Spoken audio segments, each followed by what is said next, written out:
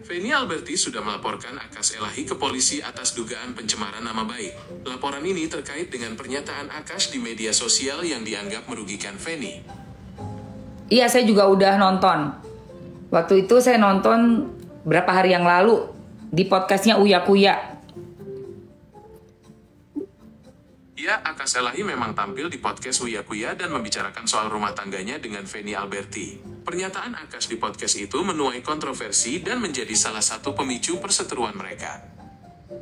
Betul sekali. Sangat tidak boleh ya membicarakan masalah pribadi, apalagi mengenai organ intim dari orang lain tanpa seizin, tanpa sepengetahuan. Apakah hal tersebut bisa dikenakan pasal? Betul sekali. Tindakan Akas Elahi bisa dijerat pasal berlapis, termasuk UU ITE dan UU Pornografi. Feni Alberti sebagai korban berhak mendapatkan perlindungan hukum atas tindakan tersebut. Siapa nama pengacara Feni Alberti? Pengacara Feni Alberti adalah Sri Daren. Oh iya, Pak Sri Daren itu lumayan juga ya membela wanita Indonesia. Dia juga membela mantan istri Akas yang pertama ya. Ya, Sri Daren memang dikenal sebagai pengacara yang vokal membela hak-hak perempuan. Ia juga pernah menangani kasus mantan istri pertama Akas Elahi. Seperti apa yang dia lakukan untuk kasusnya istri pertama Akas? Sri Daren membantu mantan istri pertama Akas Elahi dalam menghadapi masalah hukum yang timbul akibat perceraian mereka. Ia memastikan hak-hak kliennya terlindungi, terutama terkait hak asuh anak dan pembagian harta gonogini. Bukan. Istri pertama, bukan Feni. Yang istri pertamanya Akas Elahi. Sri Daren mendampingi Amelia, mantan istri pertama Akash, dalam proses hukum terkait dugaan penggelapan aset perusahaan. Saat ini, Amelia dan Feni Alberti bekerja sama untuk menghadapi Akas Elahi. Wow. Dalam kasusnya istri pertama yang Amelia itu saya mendengarkan di podcast ada di ini juga ya, YT, bahwa dia sudah si Akas ini ada pemalsuan dokumen, yaitu memakai alamat palsu, bukan alamat dari sang istri pertama. Apa ganjaran atau hukumnya dalam membuat dokumen palsu dan memakai alamat palsu? Pemalsuan dokumen termasuk tindak pidana yang diatur dalam KUHP. Ancaman hukumannya bisa mencapai 6 tahun penjara, tergantung jenis dan 6 tahun penjara? Ya, ancaman hukuman untuk pemalsuan dokumen cukup berat. Ini menunjukkan betapa seriusnya hukum memandang tindakan tersebut. Apakah kamu ingin tahu lebih detail tentang pasal-pasal yang mengatur pemalsuan dokumen? Coba, dari yang aduannya sudah diajukan oleh Emilia terhadap Akas Elahi, apa saja pasal-pasal yang bisa dilanggar oleh si orang itu? Akas Elahi bisa dijerat pasal berlapis, termasuk UU ITE dan UU Pornografi. Feni Alberti sebagai korban berhak mendapatkan perlindungan hukum atas tindakan tersebut. Gokil.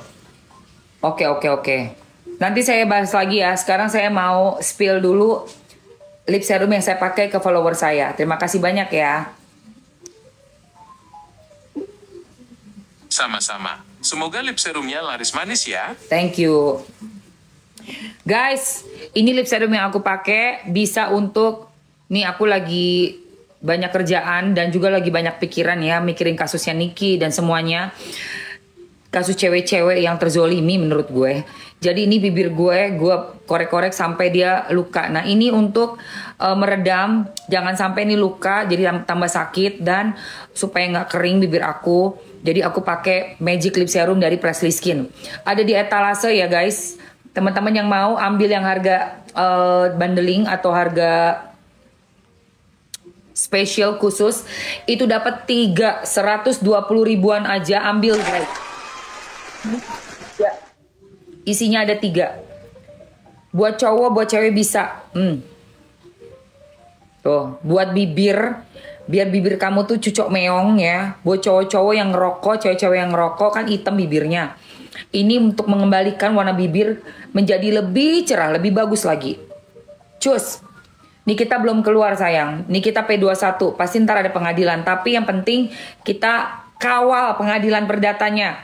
Kasus Wan Prestasi yang sudah diajukan oleh Nikita Mirzani untuk Dr. Reza Gladys. Tanggal 11 Juni guys. Rapatkan barisan. Ya. Ya ini warnanya nge-pink ya guys. Rapatkan barisan seluruh support untuk supporternya Nikita Mirzani ya. Tuh. Ambil ya teman-teman ya, ambil langsung. Ambil langsung, ambil langsung, ambil langsung. Ayo guys. Waktunya 2 menit ya untuk ini. 2 menit aja. Untuk lip serumnya 2 menit. Abis itu aku mau spill produk skincare dari Presley Skin yang aku pakai. DNA Salmon, Day Cream, Night Cream, dan ada Pink Glow Serum. Cus, ini 2 menit aja nih. Buat teman-teman ambil ya, 2 menit saja. 2 menit saja. Tararat. Kayak gini nih, tuh. Ya kan?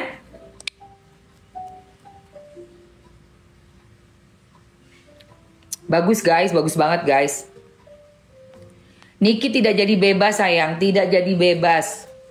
Karena Polola sudah mengajukan ke kejaksaan dan P21-nya udah keluar, jadi tinggal pengadilan aja.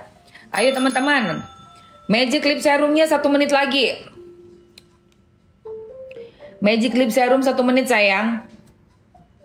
1 menit lagi Magic Lip Serum. Capcus. 57 detik lagi. Morning lahir kembali, welcome. Coba ya, kita tanya Mr. Genius ya. Mr. Genius bisa tolong jelaskan nanti proses pengadilan perdata kasus Wan Prestasi Nikita Mirzani lawan Dr. Reza Gladys. Pengadilan perdata kasus Nikita Mirzani dan Reza Gladys masih dalam tahap awal. Agenda sidang perdana adalah mediasi, di mana kedua belah pihak akan berdiskusi untuk mencapai kesepakatan damai. Jika mediasi gagal, sidang akan dilanjutkan dengan pembacaan gugatan, jawaban tergugat, pembuktian, dan kesimpulan sebelum hakim memutuskan perkara. Oke, jelaskan bagaimana sistemnya untuk gugatan perdata tersebut dalam kasus Wan Prestasi. Berapa lama waktunya? Proses gugatan perdata Wan Prestasi biasanya memakan waktu beberapa bulan hingga 1 tahun. Tahapannya meliputi mediasi, pembacaan gugatan, jawaban tergugat, pembuktian, kesimpulan, dan putusan hakim. Lama waktu setiap tahap bisa bervariasi tergantung kompleksitas kasus dan jadwal pengadilan. Apakah kamu ingin tahu lebih detail tentang tahapan-tahapan tersebut? Iya, tolong sampaikan lebih detail. Tentu. Pertama, penggugat mendaftarkan gugatan ke pengadilan dan membayar biaya perkara. Kemudian, kedua belah pihak akan menjalani mediasi. Jika mediasi gagal, sidang dilanjutkan dengan pembacaan gugatan oleh penggugat, jawaban tergugat, replik penggugat, duplik tergugat, pembuktian dari kedua belah pihak, kesimpulan, dan terakhir putusan hakim. Ya ampun, lama sekali. Bisa dipercepat lagi nggak? Sayangnya, proses peradilan perdata memang membutuhkan waktu yang cukup lama karena tahapannya cukup panjang. Namun, ada beberapa upaya yang bisa dilakukan untuk mempercepat prosesnya. Misalnya, dengan memanfaatkan mediasi secara maksimal atau mengajukan permohonan percepatan sidang kepada hakim. Oh, bisa ada permohonan percepatan sidang ya? Paling cepat berapa yang pernah kamu lihat di Indonesia? Waktu percepatan sidang sangat bergantung pada jenis kasus dan kebijakan pengadilan setempat. Beberapa kasus perdata sederhana bisa selesai dalam waktu 3-6 bulan jika semua pihak kooperatif dan tidak ada kendala teknis. Ya ampun, lama sekali. Apakah seorang Nikita Mirzani ini untuk menghadapi sidang bisa sekaligus untuk perdata dan pidananya? Apakah itu mungkin? Apakah harus menunggu satu-satu dulu? Nikita Mirzani bisa menghadapi sidang perdata dan pidana secara bersamaan. Namun, prosesnya akan terpisah karena perbedaan hukum acara. Sidang perdata fokus pada ganti rugi material dan imaterial, sementara pidana fokus pada hukuman atas pelanggaran hukum. Aduh. Nikita Mirzani bisa menghadapi sidang perdata dan pidana secara bersamaan. Namun, prosesnya akan terpisah karena perbedaan hukum acara. Sidang perdata fokus pada ganti rugi material dan imaterial, sementara pidana fokus pada hukuman atas pelanggaran hukum. Sumpah deh. Bakalan panjang dong nih saya. Ya, prosesnya bisa memakan waktu yang cukup lama. Tapi, semoga Nikita Mirzani bisa segera menyelesaikan masalah ini ya. Oke. Nah, Oke, semoga proses hukumnya berjalan lancar ya. Iya. Ada hal lain yang ingin kamu tanya? oke, untuk sementara cukup untuk pembahasan kasus Nikitanya karena tinggal menunggu aja kan tanggal 11 itu untuk sidang perdata. Oke, semoga sidang perdata Nikita Mirzani berjalan lancar ya. Yes. Apakah kamu tertarik? Oke, tentang apa ya kira-kira? Selanjutnya nih ada masalahnya Dr. Richard Lee nih. Dr. Richard Lee memposting bapak-bapak yang mengatakan bahwa dia disuruh oleh Doktif. Dan ternyata setelah Doktif pergi ke Medan menemui istri dari bapak-bapak tersebut, ternyata itu adalah sebuah rekayasa. Itu bagaimana ya? Kasus ini bermula dari postingan Richard Lee tentang seorang pria yang mengaku disuruh Doktif untuk melakukan sesuatu. Setelah Doktif menyelidiki, ternyata pengakuan pria itu rekayasa. Ini bisa jadi masalah serius karena menyebarkan informasi palsu yang merugikan nama baik seseorang. Betul sekali. Apakah hal ini bisa dilaporkan?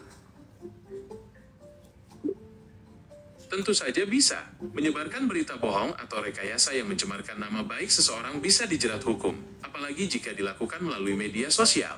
Richard Lee bisa melaporkan pria tersebut atas dugaan pencemaran nama baik dan penyebaran berita bohong. Tapi orang tersebut berada di dalam akunnya Richard Lee.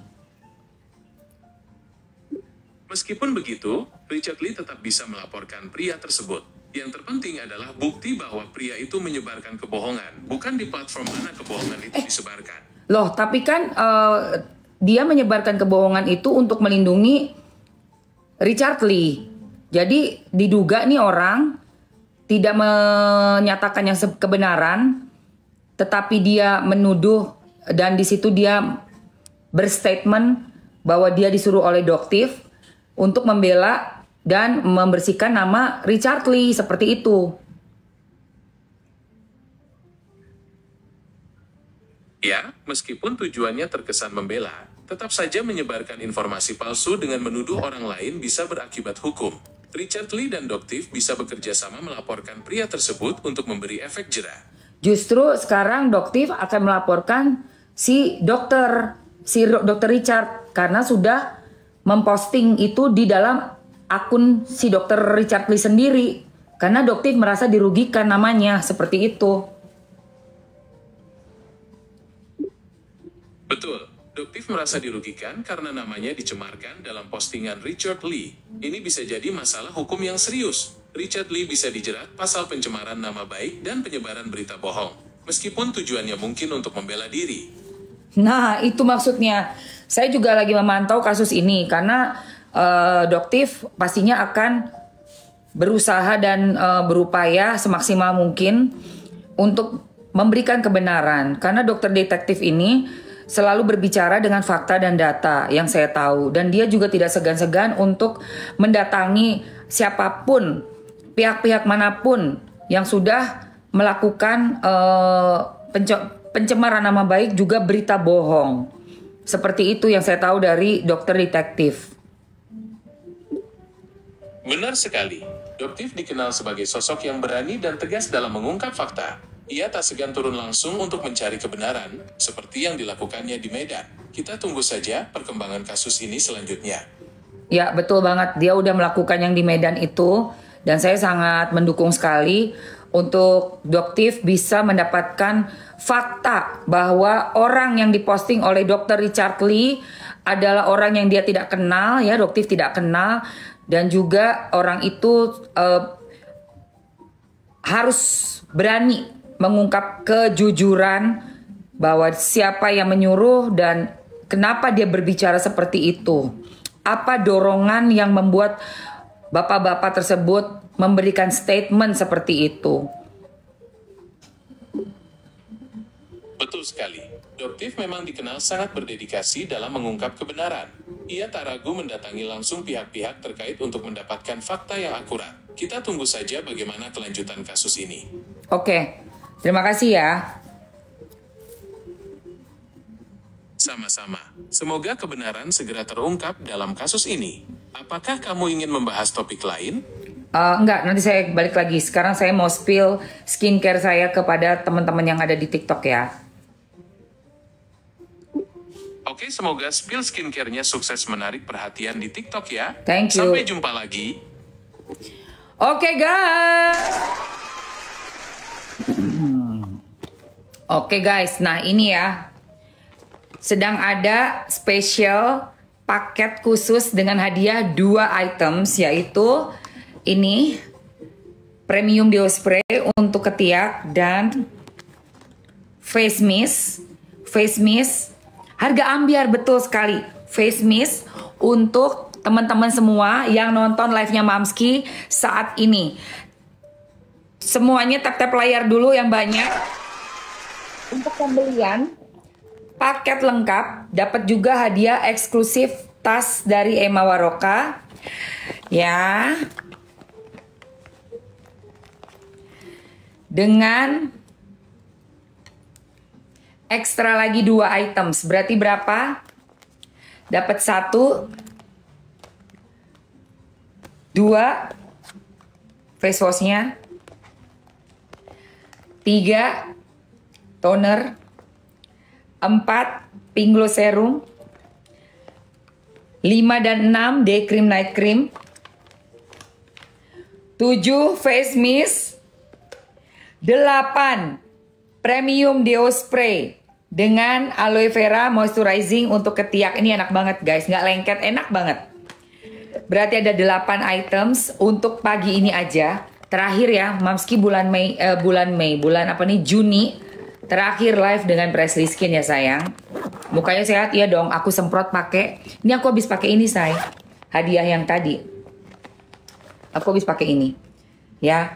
Oke, jadi berapa diskonnya dapatnya setelah kita bagi 8? Jumlahnya adalah kan harganya kan yang komplit 300 ya. Nih, 333.000 dibagi 8, 41.000 aja. 41.000 aja guys, buru. Aku kasih waktu 2 menit aja buat teman-teman ambil. 2 menit buat Mamski. Sebelum Mamski keluarin lagi barang-barangnya untuk kita spill produk berikutnya. 2 menit ambil guys. Ekstranya dapat 2. Ayo. Yang udah aku pin 2 menit aja. Kalian ambil hanya selama Mamski live dan hari ini tok. Hari ini saja. Terakhir ya Mamski live dengan Presley Skin ya guys, bulan Juni ya. Besok-besok produknya udah ada beberapa produk baru yang Mamski udah coba dari bulan lalu dan cocok di muka juga. Cocok di muka. Jadi buat kalian nanti bisa Mamski spill dengan harga diskon, harga yang spesial pastinya. Capcus etalase 1 guys. Ya. Retinol dipakai bisa, kalau yang udah biasa pakai, retinol bisa seminggu 3 kali. Seminggu 3 sampai 4 kali retinol, selang-seling tapi ya. Cobanya pertama kalinya seminggu sekali. Terus seminggu 2 kali sampai udah enak, kulitnya udah biasa, baru pakai seminggu 3-4 kali. Come on guys, ayo guys. Nggak lama-lama nih waktunya nih, cemon.